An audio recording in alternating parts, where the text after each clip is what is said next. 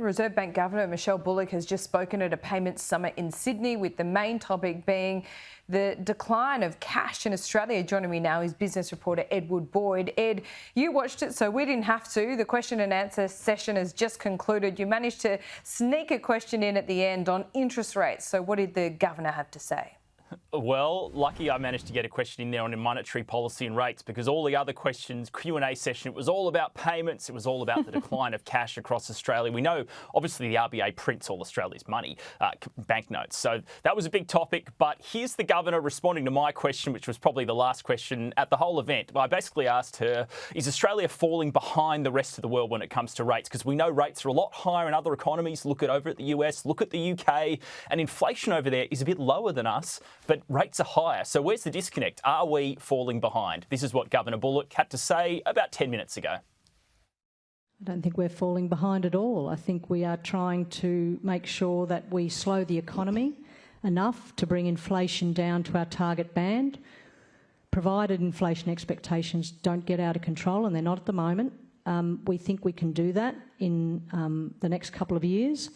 And we can do that while preserving the employment gains that we've won through the pandemic and coming out of the pandemic. So I don't think we're behind at all. I think we've taken a cautious approach, and we'll continue to watch the data.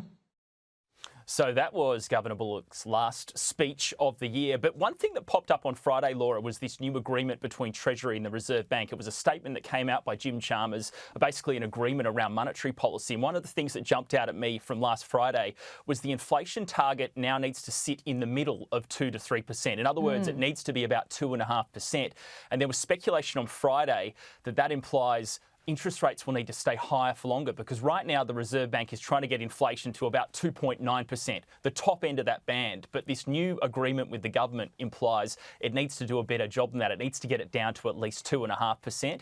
And that could mean rates in Australia are going to be a lot higher for longer than anyone would like. So there was I obviously didn't get a question on that topic today, but I think that's something worth flagging for next year. Yeah, that's a really interesting, very nuanced there, but definitely, and we've had the likes of Paul Bloxham and others say don't even expect us to start talking about rate cuts till, well beyond next year now. So that timeline keeps on being pushed back further and further. You talk of inflation, obviously, as you mentioned, we're looking at the US inflation data out tonight.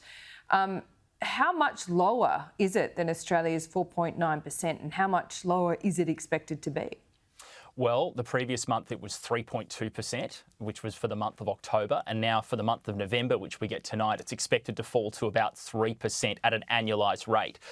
But month-on-month inflation in the US has been flat last month, and it's expected to be either flat or negative in the month of November. So inflation in the United States, they've clearly done a better job at getting inflation under control than in Australia. We know our Reserve Bank, this is why I sort of asked the question to Governor Bullock, didn't start lifting rates until a good 6 months after other big economies around the world. So we were a bit behind, and we're going to see that confirmed tonight with US inflation expected at 3%. And then Jerome Powell, the head of the US Federal Reserve, it's his final board meeting, cash rate decision of the year, monetary policy on Thursday morning, early morning our time, is when we'll hear from him, and expect rates there to stay at 5.5%. So pretty elevated level of rates in the US compared to where inflation is. And obviously we are in a very different position here in Australia.